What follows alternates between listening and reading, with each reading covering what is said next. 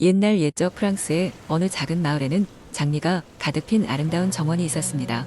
이 정원은 사람들이 장미의 정원으로 부르는 곳으로 그곳에는 온갖 색깔의 장미가 피어 있었습니다.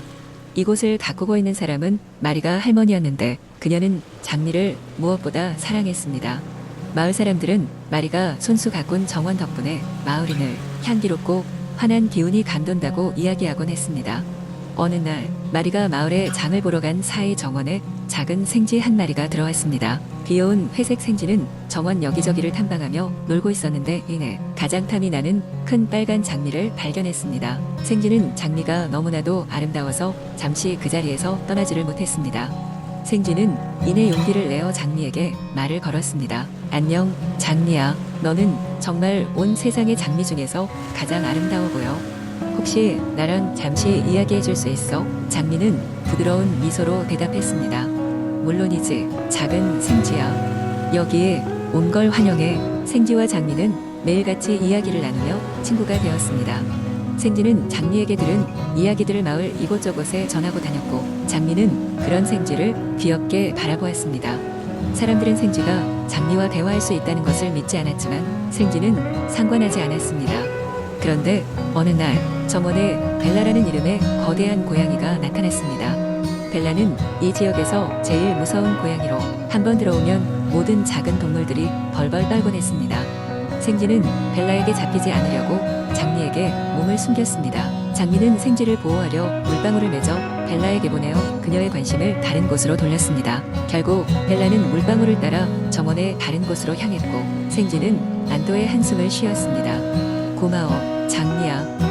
넌 정말로 내 친구야. 생쥐가 고맙게도 작은 목소리로 속삭였습니다. 그 후로 생쥐와 장미는 더욱 깊은 친구가 되었고 장미의 향기는 마을을 더욱더 아름답고 행복하게 만들었습니다. 마리 할머니는 항상 정원을 가꾸면서 작은 생쥐가 그녀의 정원에 살고 있다는 걸 눈치챘습니다. 그녀는 생쥐가 정원을 통해 많은 기쁨과 웃음을 가져다 주었기에 생쥐를 사랑스러운 친구로 여기게 되었습니다. 정원은 계속해서 다양한 이야기를 간직했고 세월이 지나며 그들의 우정은 변치 않았습니다. 이리하여 장미와 생쥐는 서로의 곁에서 수많은 계절을 보내며 그 작은 프랑스 마을에 행복과 평화를 가져다 주었습니다. 두 번째 이야기.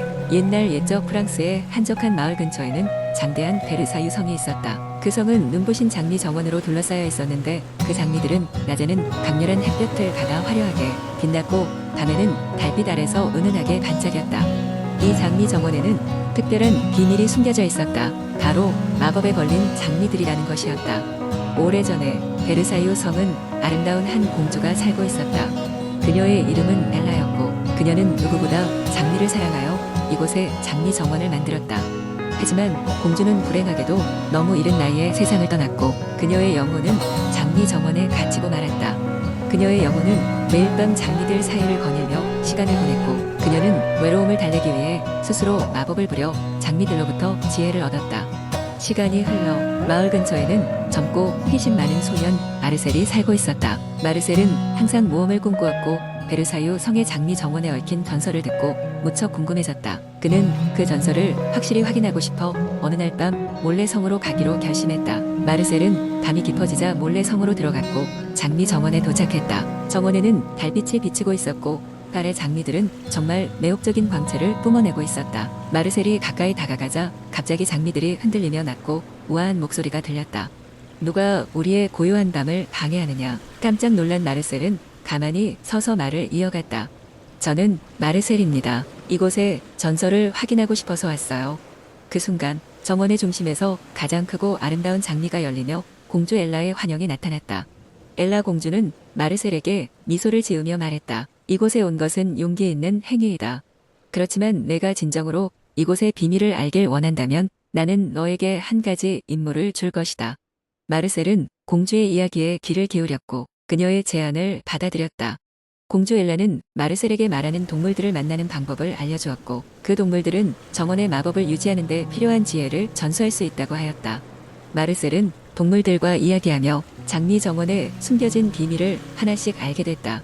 토끼와는 속도의 중요성을, 여우에게는 영리함을, 그리고 올빼미에게는 지혜를 배우게 되었다. 시간이 지나며 마르셀은 공주 엘라의 길잡이가 되어 그녀의 이야기를 듣고 마을로 돌아가 엘라의 존재를 사람들에게 알리기로 결심했다. 마을 사람들은 처음에는 믿지 않았지만 마르셀이 보여준 장미 정원의 변화와 각성은 그들을 놀라게 만들었다. 그리하여 마르셀의 노력으로 엘라 공주의 존재는 널리 알려졌고 하는 이들이 베르사유 성을 방문하여 장미 정원의 마법을 체감하게 되었다. 마르셀은 매번 장미 정원을 방문하여 공주와 친구가 되었고 마을의 사람들은 매일 저녁 공주의 이야기를 들으면서 평화로운 밤을 맞이하였다. 그리고 베르사유 성의 장미 정원은 세상을 살아가는 힘과 지혜의 상징으로 남게 되었다.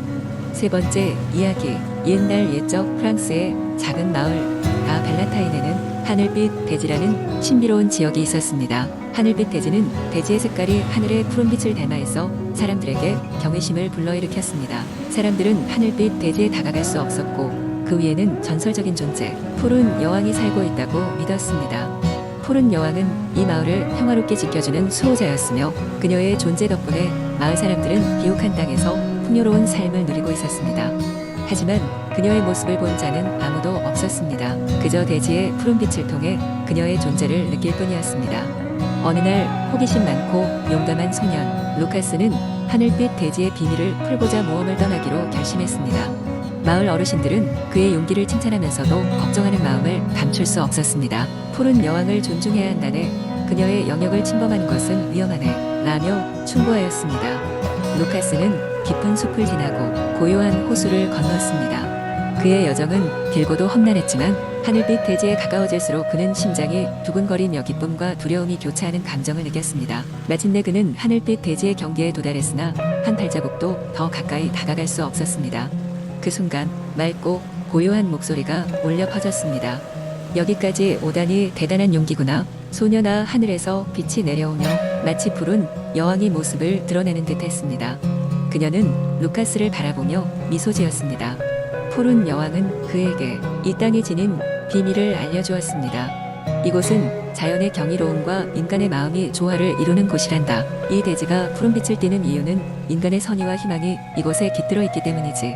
너 같은 용기 있는 영혼들이 세상을 더 나은 곳으로 만들 수 있게 돕고 있단다. 루카스는 그 모습에 감명을 받아 푸른 여왕과 대화를 나누었습니다. 여왕은 그에게 마을로 돌아가서 이 경험과 자연의 조화로움에 대해 사람들에게 전하라고 하였습니다.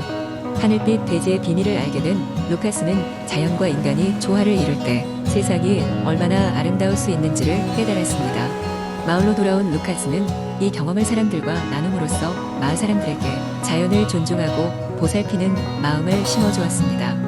그 이후로 라 벨라타인의 사람들은 더욱 자연과 조화롭게 살아가며 그들의 삶도 더욱 풍요롭고 행복해졌습니다. 그리고 어느 날 저 멀리 하늘빛 대지에서 푸른 빛이 더욱 강렬하게 빛나기 시작했습니다. 이는 푸른 여왕의 미소였으며 그녀가 항상 그들을 지켜보고 있음을 의미했습니다.